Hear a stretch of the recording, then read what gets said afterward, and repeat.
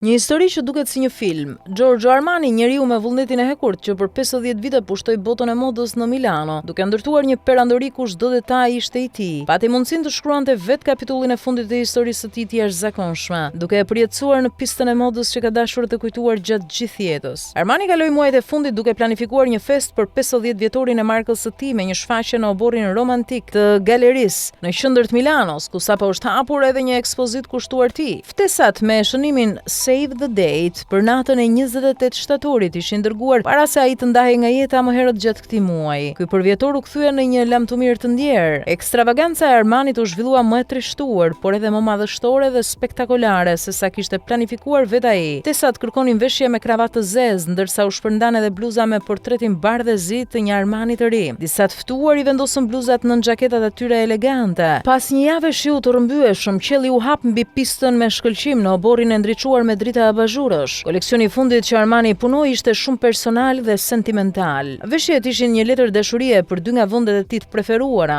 lagjen historike Brera, ku jetonte dhe punonte, dhe ishullin Pantelleria, ku kishte shtëpi pushimi në Sicili.